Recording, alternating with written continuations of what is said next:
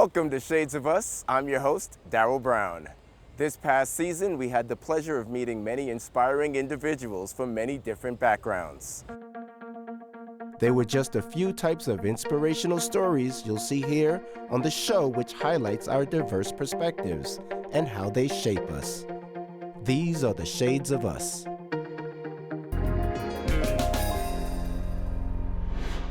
Auntyland is a New York art space dedicated to aunties and other powerful women sharing stories at the intersection of race, gender, and age. We caught up with its founder, Sylvia Wong Lewis, right before her Auntyland Film Festival, which was held back in March.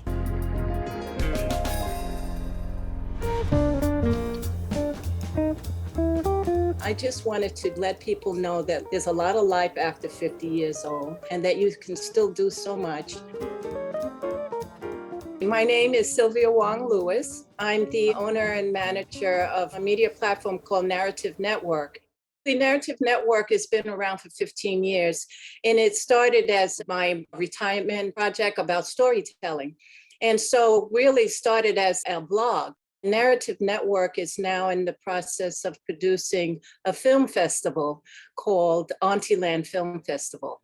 We also are producing on a platform called auntyland.com and 1619brooklyn.com. The film festival actually launches on March 8th, which is International Women's Day. It's a day that recognizes globally women's work. The film festival really came out of the quarantine. I started thinking about my ancestors and my friends and people, and I was thinking about all of the stories that were unwritten. And so I thought, I think that I could take Auntyland, which had already been established. That's a platform for stories about aunts, mostly multicultural aunts. And that's my goal, is to connect the generations. I come from a multicultural, multi-ethnic background. My father's people are from the South, the American South, and they're from Mississippi and Louisiana. So that's one set of my family. And then the other side of my family, my mother's side, they're Chinese West Indian, actually Chinese Trinidadian. And then there comes to me. I'm almost 70 years old. I come up in a generation that comes out of the civil rights era and the Black arts movement. I became a filmmaker late in life, actually, and it was in my role as an aunt that it happened. So that's kind of how I named my company Auntyland, because I was just minding my business one day and I got a call from a young lady. She said, "Hello, you don't know me, but you're my aunt. I'm your niece." And I said, "Oh, really?" I said, "Where have you been all these years?" And she said, "Oh, I've been in foster care." And then she says, "Could you tell me who I am?" I mean, she had all these questions. And then she said, "And what were my grandparents like?" Meaning my parents. So I created a film called Shanghai to Harlem as a way to explain what our family was, who our family was. It's a immigration and a migration story. Part of that story is slavery too. So, and I'm very interested in slavery. Our family was part of that. I'm a descendant of enslavers and enslaved people. And you look at my face and you say, what is she? And I'm a combination, a result of that history. That's what I am. And why are those Chinese people in Trinidad? They went there because they were indentured servants. And why did they need indentured servants in the Caribbean? Because the enslavement of Africans was outlawed.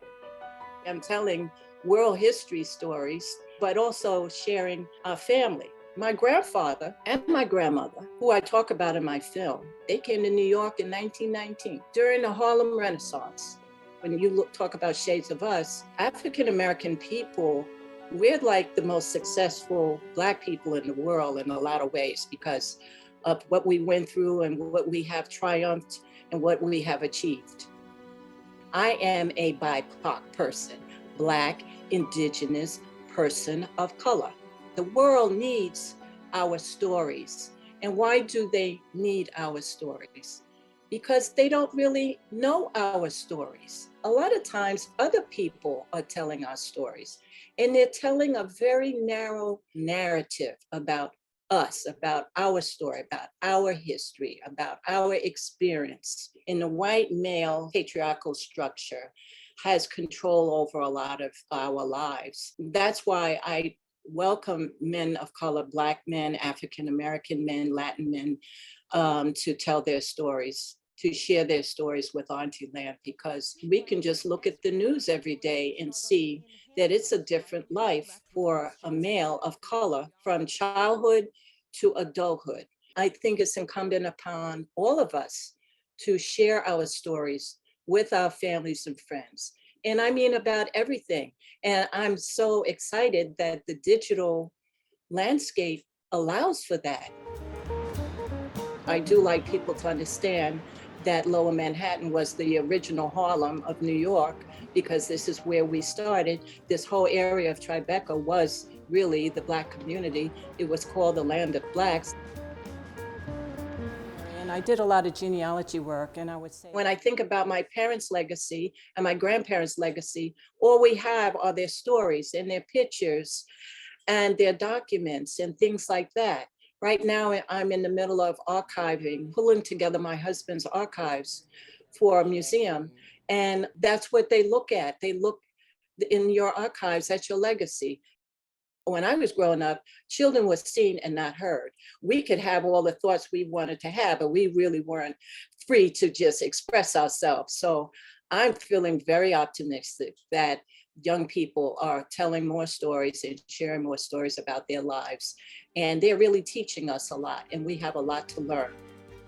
I'm hoping that the film festival and Auntie Land in general will help just support a way to keep the generations mixing with each other and connecting with each other.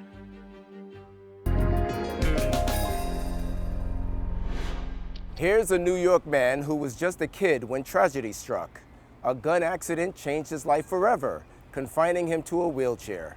Since then, his strength has been a beacon of inspiration to all who meet him.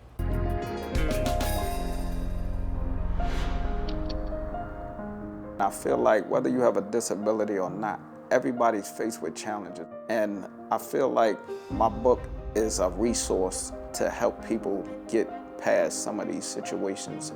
My name is Jeff Williams. I'm the author of My Feet Are Off the Ground.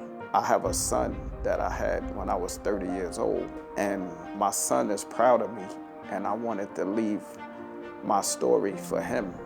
When COVID first happened and I was confined to my apartment, I felt like I didn't want to just sit around and waste the time. I decided I would write my story. When I would meet people for the first time, they always ask me, like, what happened to you while you're in a wheelchair?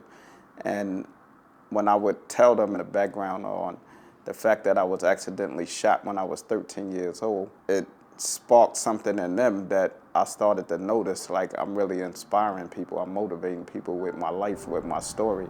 June 25th, 1982 is when I had my accident.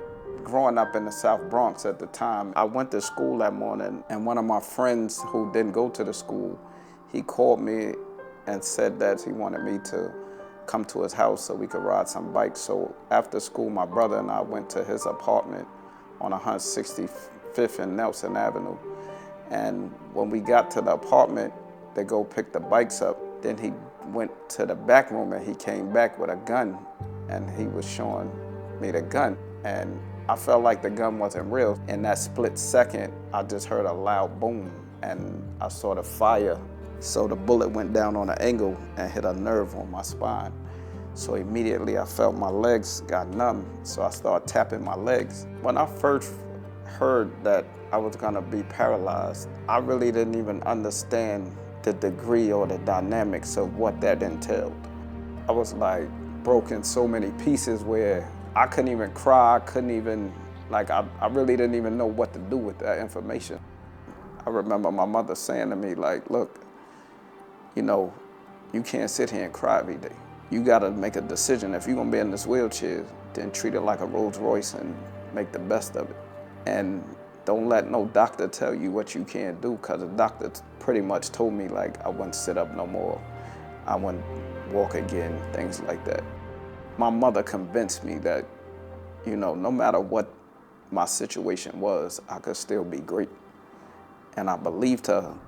Before being in a wheelchair myself, I honestly didn't know people was in wheelchairs. Because of how society treated people with disabilities and treated people in wheelchairs, they kind of wrote them off to me. So I felt like I have to be this person to break these doors down. I have to be this person that advocates for everybody with a disability. And I thought about being a criminal lawyer at the time. So I left high school, I graduated and went to John Jay College of Criminal Justice. And while I was in John Jay, before I graduated, I had a friend working with this organization called Just One Break.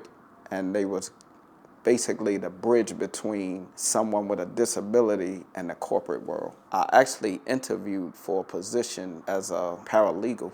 I really didn't qualify for that position. I ended up getting the position in the mailroom. I stayed there maybe 2 years, and then I ended up getting promoted to their legal department, and I've been there 25 years.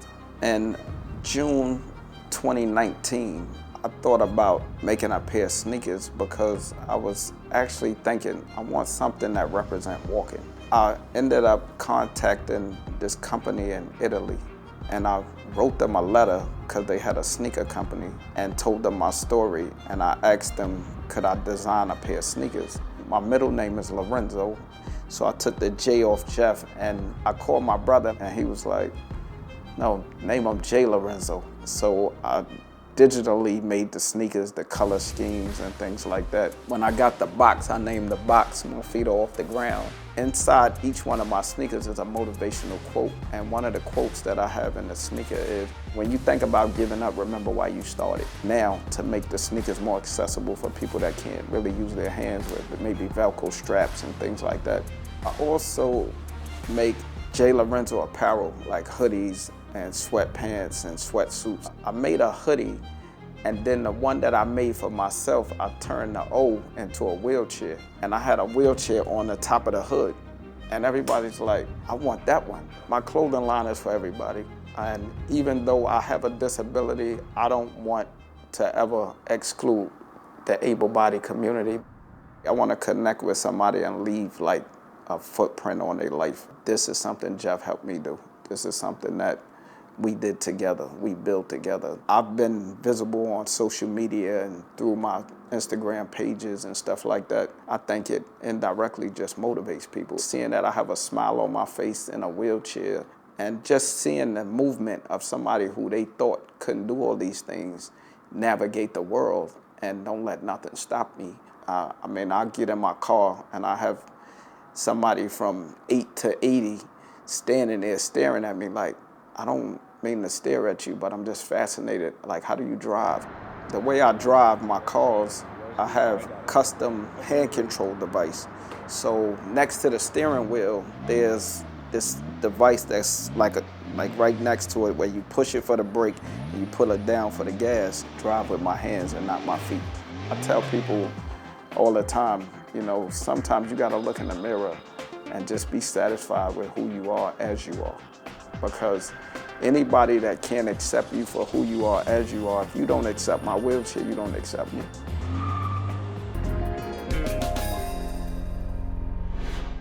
The power of women is especially apparent during the act of childbirth. Native American tradition and ceremony helps guide this licensed midwife in her practice. I remember when I was pregnant with my oldest son, Ashayaka Iwilkamina, who just turned 15 on November 16,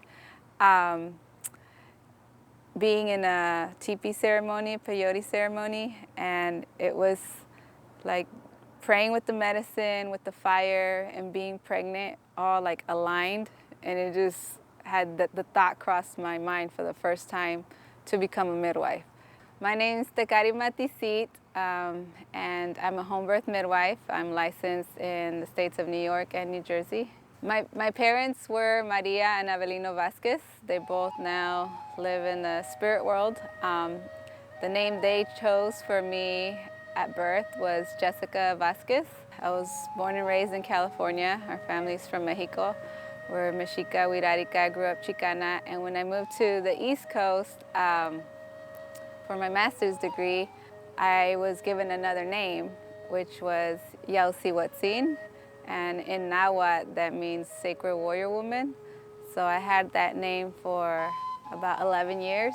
I legally and in ceremony changed my birth name to Yausihuatzin, and was given that name based on what I had done in my life up until then. And I remember when I told my mom when she was alive about changing my name, she's like, yeah, go ahead, I don't care. She's like, she, lived the street life and had many names throughout her lifetime. And so she called me Yausihuatzin.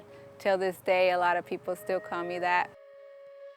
So when I moved from California to New York, I was invited to a teepee ceremony in the South Bronx. Friends of Brook Park is called the community garden. And for many years, there was many prayers there. And then my oldest son, I remember when I was sitting in prayer and thinking about home birth, to me, home birth meant giving birth in the sweat lodge. And then so at Brook Park, we were able to construct a sweat lodge. And my first labor was 2 days. So we had the teepee and the sweat lodge doors facing each other. So I was able to move around more in the teepee. It's just bigger. And a lot of friends, family, community would come, sing songs, help with the fire, bring food, bring flowers, just support, get through the contractions, everything.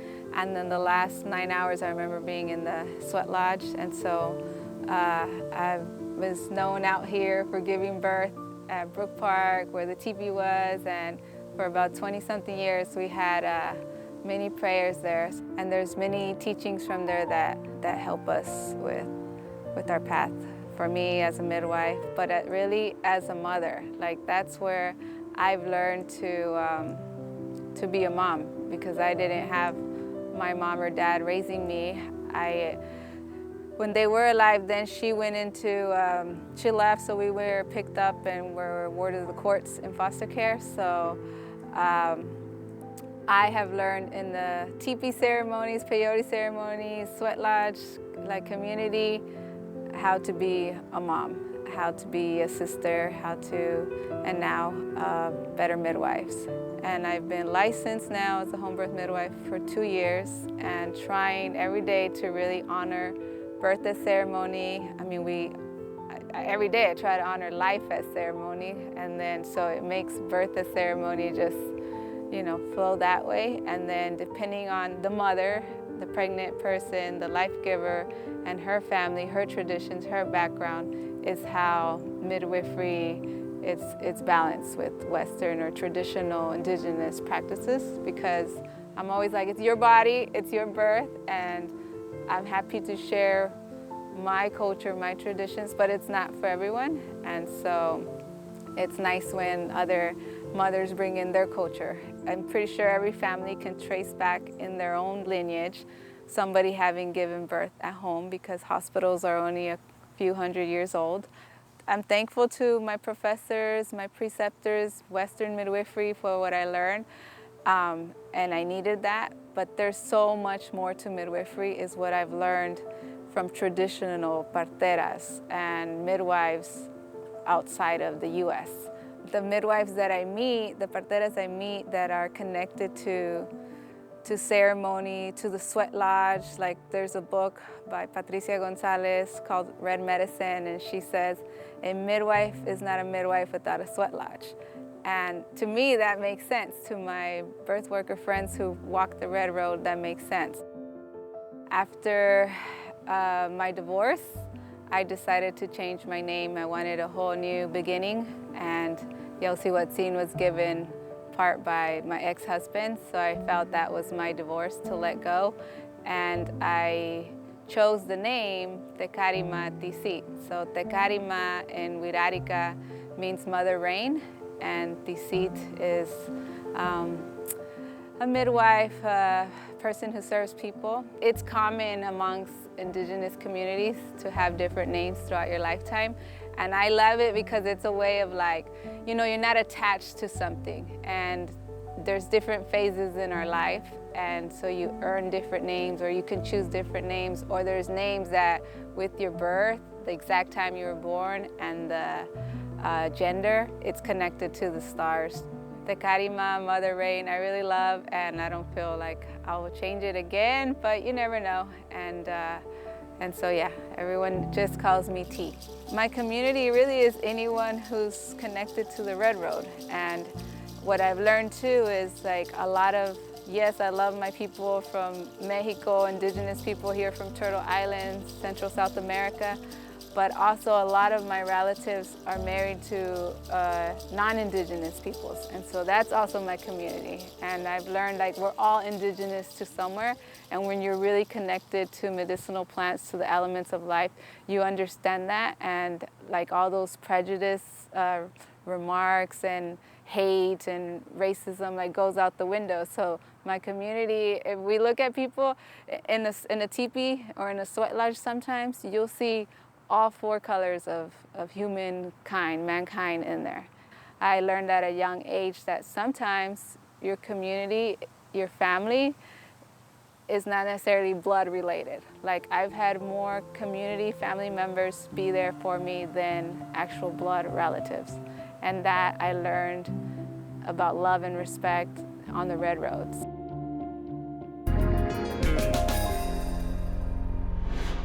And finally, we turn to the power of a generation. While Generation Z has seemingly inherited a world in crisis, blogger Sophie Beran found inspiration in her Jewish American background to build The Conversationalist, a social platform aiming to unify an entire generation.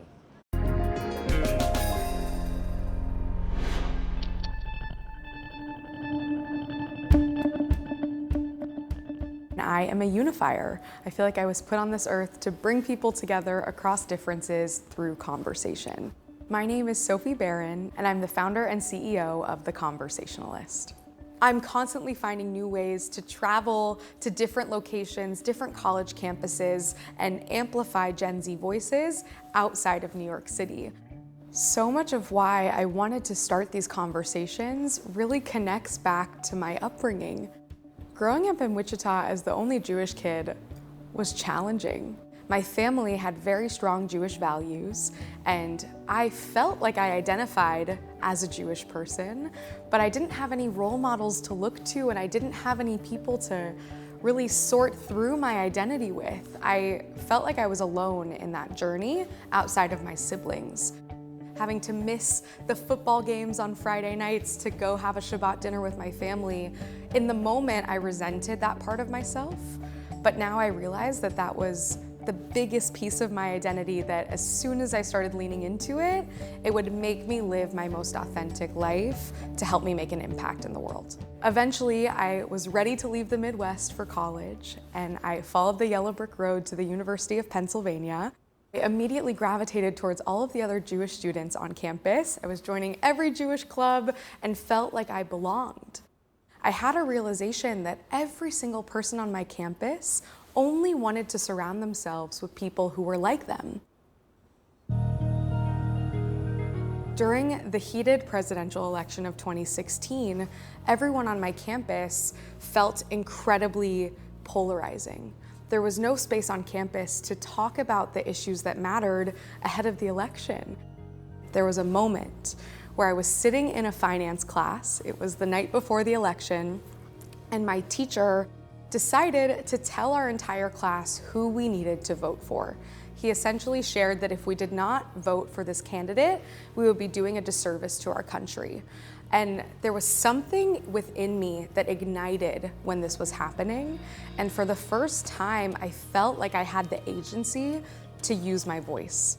And in that moment, I took pen to paper and I started writing about what I was feeling. I started sharing my story about why we needed to break outside of our echo chambers. Why are we struggling to connect? Why are we failing to have these conversations that bring us together?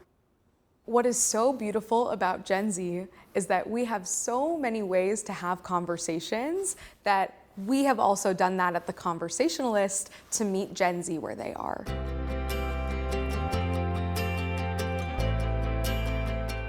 Throughout the pandemic, we realized that there was such an urgent need for community. Young people everywhere were wanting to come together and have these conversations but had nowhere to go. So we started to build a community on the platform Geneva where young people are in our app 24/7, 365, talking about every issue under the sun that matters to them. Anything from politics to pop culture to mental health, current events, and the list goes on and on. And that has been such an important component of our platform because if we are going to bring our generation back together, we have to have a place where every young person can be heard. It's one thing to have a conversation online, but it's another thing to have a conversation in person. So I decided to launch the first ever Gen Z talk show called POVs. POVs stands for Points of View with a Z for Gen Z, so we can really dive deep into what Gen Z really thinks about every issue that matters to our generation. Our platform really fills that void of creating a place by young people for young people to address the issues that matter, while also exposing you to different perspectives that you would not encounter within your own echo chamber on social media, at the dinner table, on your sports teams, or in the classroom. Because now more than ever, we need to realize that the world is so much bigger than what we believe. Ideally, we would love to reach every single generation with our mission, but we've got to start somewhere. For the first time, our generation, with the world at our fingertips through social media, has a tool to start using their voice now. And there's no shade against older generations. I love my parents and people who come from, the Gen X generation and millennials. And at the same time, I also struggle at times to break through to people who are of older generations because for the most part, their ideas and their beliefs are set in stone. They've experienced the world. They're less likely to budge and want to listen and want to open up their minds. Sometimes when people hear that word unify and unity, we get caught up in this notion of coming together around a campfire, singing Kumbaya, loving thy neighbor, and completely compromising our own views.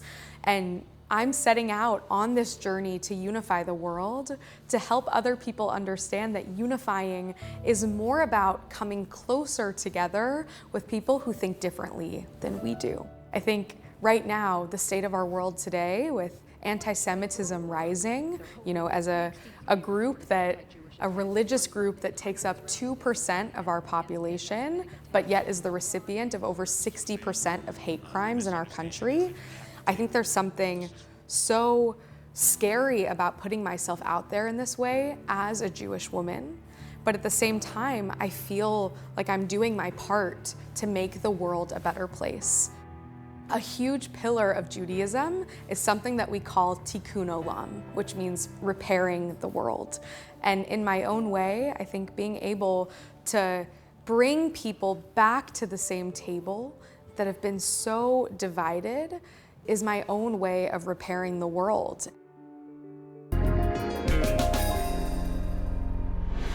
Thanks for joining us in this Best of Season 4 show. If you want to know more about the guests we featured, check out our Instagram page at Shades of Us TV and online at tv.cuny.edu.